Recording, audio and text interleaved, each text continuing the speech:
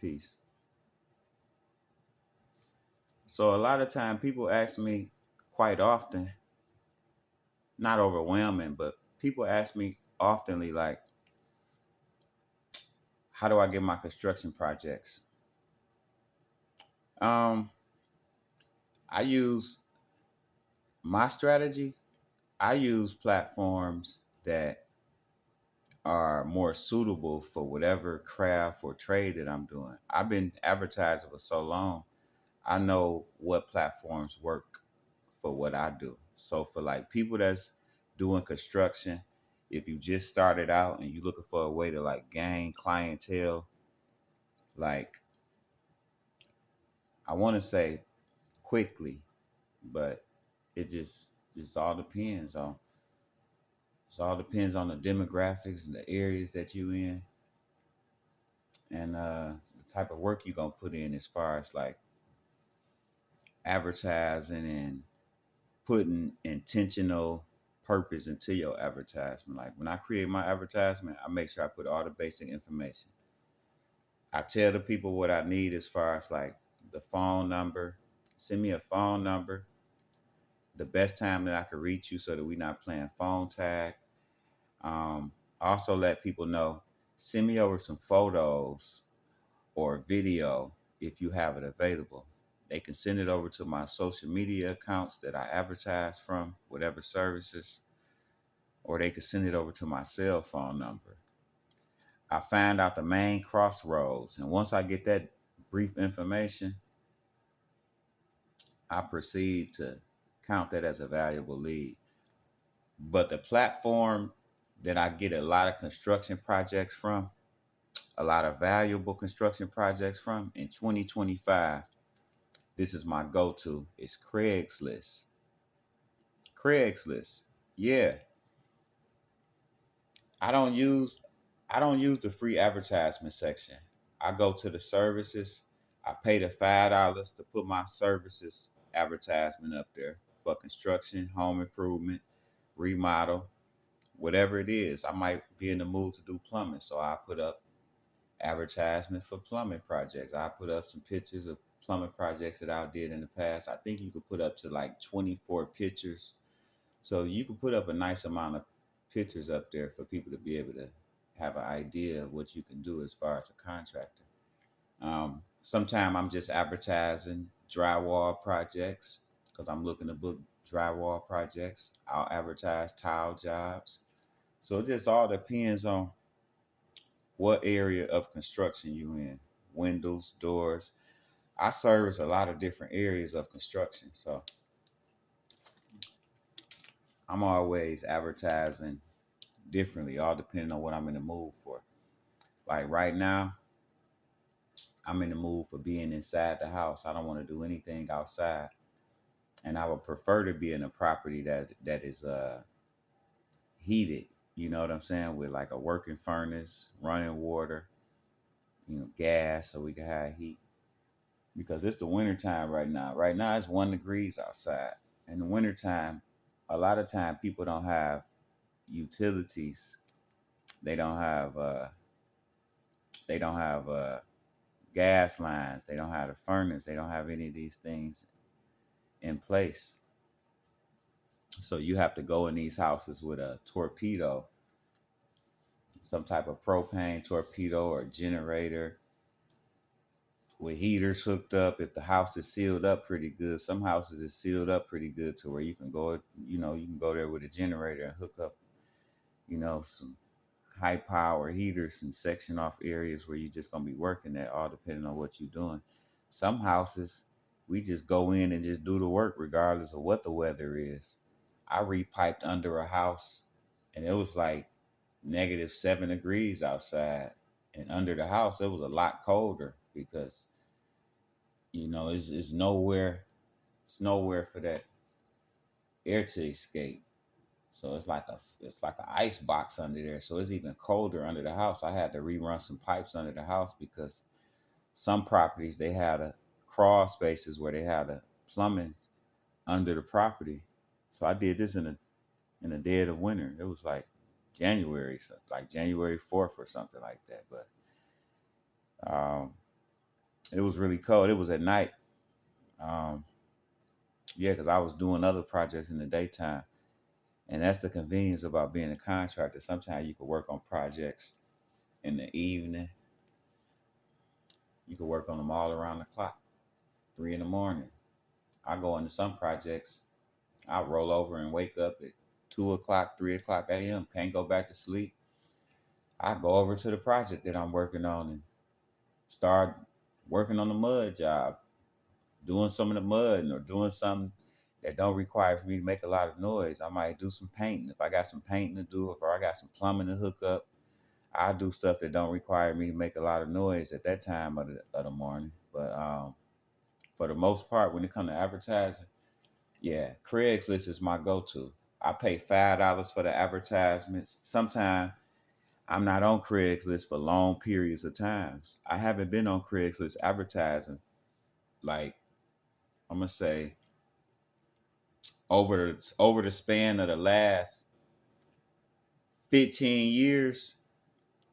I probably used Craigslist before 2025. I used Craigslist prior to that. The last 15 years, I used it maybe 3 or 4 times. And that was mainly to find workers and laborers, just temporary laborers and workers. I did advertise a couple of times just to see what it would be like with the paid advertisements because it was at a point at one time like 14, 15 years ago. And that was one of the reasons I had stopped advertising on there. It was free advertisement where you didn't have to pay $5 to put your services on there. But I think once they changed the rules to where they made it to where now you have to put $5 up, that cut down on a lot of spamming, a lot of people getting scammed on there, just a lot of incompetent businesses and services because before you could just put up advertisements for free all day, every day. And I never like let people feed me with the fear mongering conversation when I was using Craigslist because when I was using Craigslist real heavy when it was free advertisement, I was getting a lot of work on there. Like I came up on Craigslist, like you know, it was more good than it was unfortunate. It was 90% good on there, even when I bought stuff. So I never experienced the horror stories that people always say that they experience with using Craigslist. Because to be honest, when you're using all of these apps, you're gonna experience something. It's some type of curve enthusiasm that comes with these apps. Like they curve a people they curve people's enthusiasm in a certain way, all based on whatever the dynamics of what that app is built on, whatever the goal of the creators and the managers of these apps. So that's what it's really based on. So I've used a lot of these apps over the years and I've had different experiences with different apps. Some apps they just didn't work well for me, or I just you know what I'm saying wasn't in tune with I don't know the I guess the energy flow because all of these everything is energy. Remember that. So, but for the most part, Craigslist is my go-to, and by me not really advertising on Craigslist, what I did is just like somebody fresh off coming off of like you know an idea about using Craigslist. So I'm just like a person that would just go on Craigslist that had never used Craigslist or thought about Craigslist that's in the construction field. Maybe you just started out, maybe you're looking for more leads, and you never know the capacity of what you're gonna get off of Craigslist. You can get a person on there that may have an 80 unit apartment that they need to get finished off. That was my last lead I got off of Craigslist. Somebody that's working on, and I'm currently working on that. So somebody had contacted me on Craigslist off of a $5 advertisement that I had put up. I paid $5 to put my advertisement on there. And so far, over the last month and a half, I'm gonna just say over the last 2 months, I've rotated about 6 advertisements on Craigslist for $5 per advertisement. So what we at? Five. We at $30. Considering the type of projects that you eventually are going to book, as long as you responding to those calls and those messages, all depends on how you have your advertisement set up, because you could set your advertisement up to where you could leave a phone number, or you could just have it to where you leave your email, or you could have an email relay to where Craigslist just use an anonymous email for you. So if people want to respond by email, they can respond, and you will get response to that advertisement once you post it. You can also fill in the field where you put your phone number. You can also put your phone number in the description area as well. I usually put my phone number in the description area, but for spam purposes, I'll type out some of my phone number with numbers, and then I'll spell out some of the numbers with words or letters. So yeah, you have to do that to cut down on the spamming, because what spammers do is they just go in there and copy the link of your phone number. So in order to like cut down and prevent that, yeah, you might want to type your phone number out using words and numbers. So yeah, that's just a tip. Um, Also, I want to throw this. I'm gonna have to start saying this more often when I make my videos. I'm going to suggest that you have like some type of notebook, like what I got right here. I got me a notebook, and I keep me a pencil or a pen, because I'm always taking notes. Get you a pad and a pen so you can just take notes, because what happened, and I learned this over the years of just like being in business, you lose these phones, you drop them in water, sometimes they never come back on. And you can have some real valuable resources in these phones. You can have some real valuable people that you lost contact with in these phones. So you definitely want to make sure you have all of the resources that is going to help you out along the way. I write down as much information as possible, because the conversations that I had and all the information that's in my tablet or my phone, it could shut down a day and never come back on. So get you a book, get you sticky notes, something. Um, Grab your envelope. If you're talking to somebody, you need to write something down, or somebody send you a message, send you a phone number, address, whatever the case might be.